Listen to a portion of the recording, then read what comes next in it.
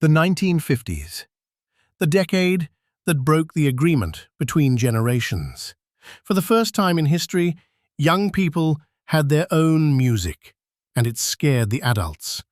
Rock and roll exploded out of the American South in the early part of the decade, built from rhythm and blues, country, and gospel, played louder and faster than anyone had heard before.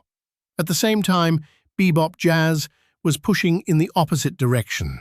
More complex, more cerebral, deliberately difficult.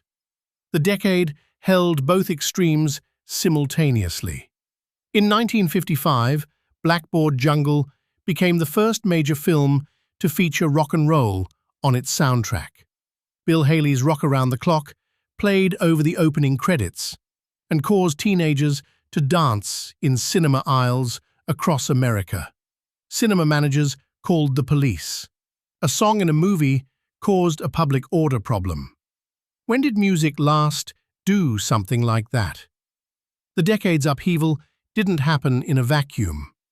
Returning soldiers, post-war economic growth, and the birth of the teenager as a commercial category created a generation with money, leisure time, and no interest in their parents' big band records. The invention of the 45 RPM single made music cheap and portable for the first time. Elvis Presley put a face on rock and roll that mainstream America could see on television. Chuck Berry wrote the guitar language every rock musician still uses. Little Richard brought a performance energy that had never existed in popular music before. Miles Davis, in the background, was quietly building the sound of cool jazz and pointing toward where the next decade would go. The 1960s.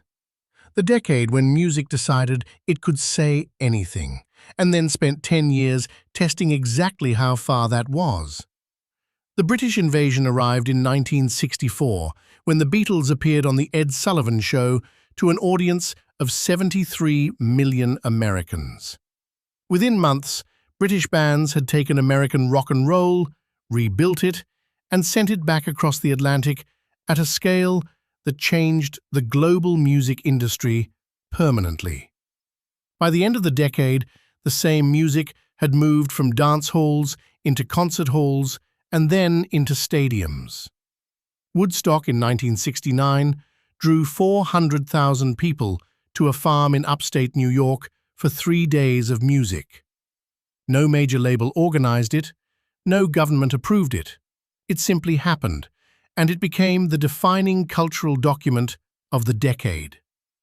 How many events in music history have been that large and that unplanned? The civil rights movement, Vietnam, and the counterculture gave popular music a sense of purpose it had never carried before. Folk music became protest music. Soul became a cultural and political force. Psychedelic rock explored what sound could do when the rules were suspended.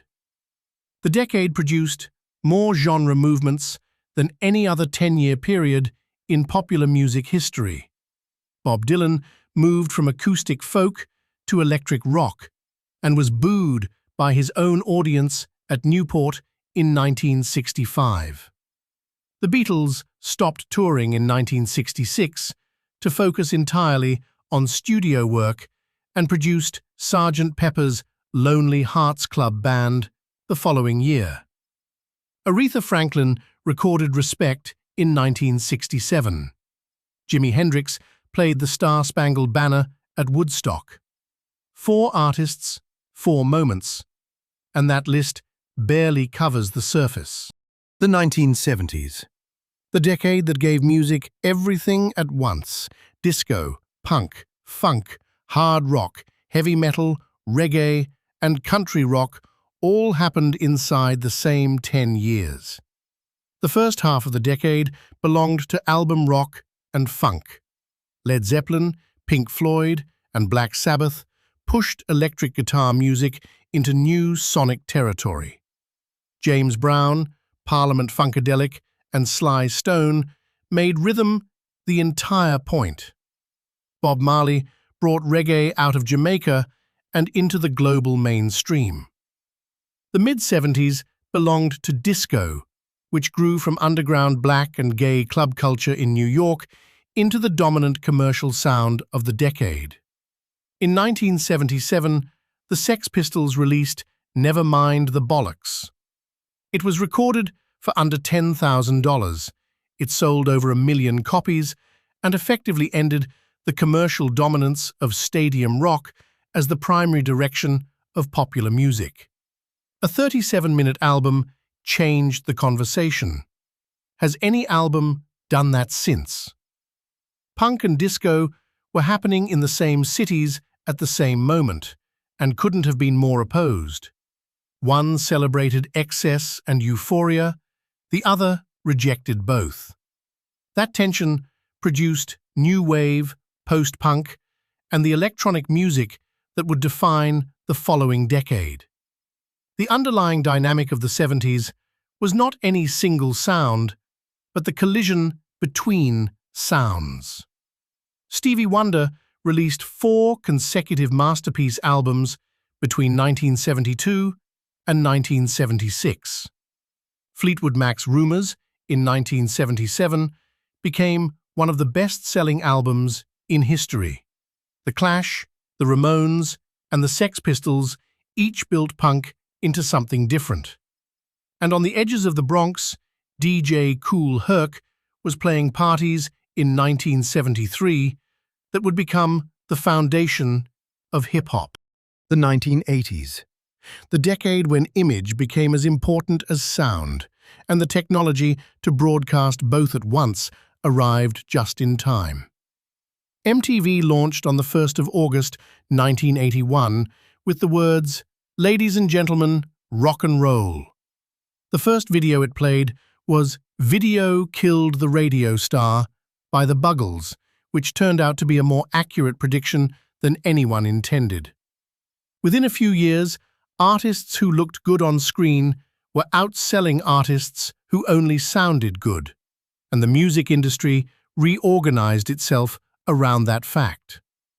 Michael Jackson's Thriller was released in November 1982 and eventually sold over 66 million copies, making it the best-selling album in history. It contained 7 singles. The music video for Thriller ran 14 minutes and was directed by John Landis. A promotional video for an album track had a bigger cultural footprint than most feature films. What was the last music video that felt like an event? Synthesizers replaced live instruments in much of mainstream pop production, creating the polished electronic sound that defines the decade's aesthetic. Hip-hop moved from parties to records to radio. Heavy metal fragmented into dozens of subgenres. New wave and synth pop came from post-punk's ashes. The decade was simultaneously the most commercially calculated period in music history and one of its most sonically experimental. Prince released Purple Rain in 1984 and proved that one person could write, produce, perform, and arrange an entire record with no outside help and outsell almost everyone. Madonna built a career that was as much about cultural provocation as music. Run DMC collaborated with Aerosmith on Walk This Way in 1986 and introduced hip-hop to rock audiences in a way that hadn't happened before. The 1990s. The decade that started with a guitar and ended with a laptop. And somewhere in between, the music industry hit its commercial peak and started falling. Nirvana's Nevermind was released in September 1991.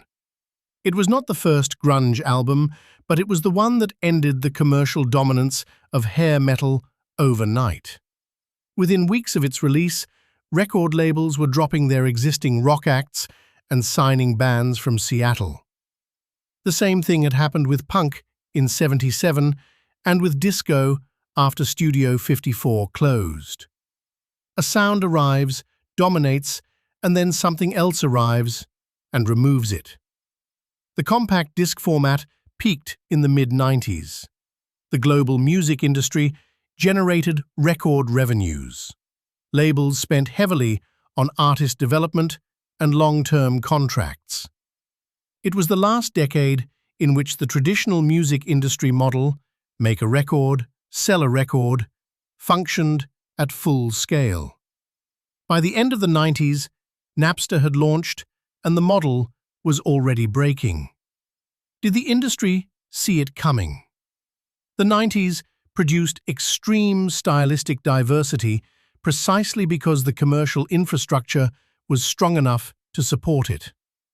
Grunge, Britpop, gangster rap, R&B's commercial peak, electronic dance music, Latin pop, country's stadium era, and indie rock all had significant commercial success inside the same decade. Tupac Shakur and the Notorious B.I.G. defined and then became casualties of the East Coast-West Coast rivalry that consumed hip-hop's mid-decade. Radiohead released OK Computer in 1997 and demonstrated that rock music could engage with anxiety about technology in a way that connected with millions of people. The Spice Girls sold more records in less time than almost any act in history. Diversity of outcome was the defining feature of 90s music. The 2000s, the decade when the music industry collapsed and nobody agreed on what was supposed to replace it. iTunes launched in April 2003 and sold 1 million songs in its first week. The ability to buy a single track for 99 cents without buying the album it came from dismantled the economic structure that had supported the industry for 50 years. Between 2000 and 2010, global recorded music revenues fell by roughly half. Labels cut artist development budgets, radio consolidated. The infrastructure that had built careers over decades compressed into months. The iPod held 1,000 songs in your pocket. Before that, carrying 10 CDs was considered traveling light. The shift from physical to digital didn't just change how music was sold, it changed how people listened. Shuffle replaced sequence. The album, as a designed listening experience, began to lose its central position in how music was consumed. When did you last listen to an album from beginning to end without skipping? While the industry contracted, music itself diversified. MySpace gave independent artists direct access to audiences for the first time. Bedroom producers could record, mix, and release without a label or a studio. The barriers between professional and amateur production collapsed. What emerged was both more fragmented and more global than anything the industry had managed when it controlled the channels. Kanye West released The College Dropout in 2004 and reframed what hip-hop could sound like and talk about. Amy Winehouse's Back to Black in 2006 proved that a voice and a set of songs could cut through a fractured landscape. Beyoncé established herself as the decade's most complete performer, and in 2008, Radiohead released In Rainbows, with a pay-what-you-want model that asked a direct question about the value of music that nobody has fully answered since. The 2010s, the decade when music became free, infinite, and somehow harder to find than ever before. Spotify launched in the United States in 2011. By the end of the decade, it had 232 million active users and had become the primary way most people on Earth accessed music. The economic model it established paid artists a fraction of a cent per stream, which meant the financial rewards of music concentrated further toward the very top of the industry, while the middle tier, acts that had previously sustained careers on album sales, lost their primary revenue source. The Billboard Hot 100 chart in 2019 looked nothing like it did in 2009. K-pop, Latin trap, Afro beats, and bedroom pop all had chart presence. Regional sounds that would never have reached a global audience without streaming algorithms were suddenly competing with the largest pop acts in the world. The decade's-defining question wasn't which sound won, but whether the concept of a dominant sound still made sense. Does it? Social media replaced radio as the primary discovery mechanism for new music.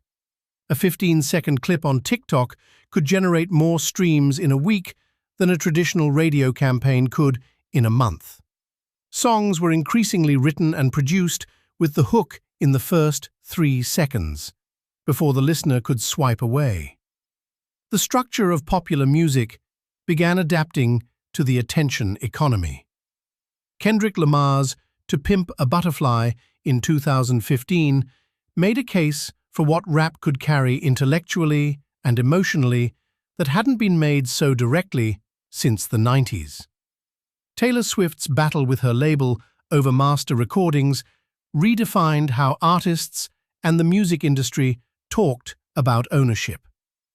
Billie Eilish recorded her debut album in her brother's bedroom and won 5 Grammys. The route from bedroom to stage had never been shorter or more uncertain at the same time. 7 decades, 7 completely different versions of what popular music was supposed to be. Which one would you have wanted to live through? Leave it in the comments.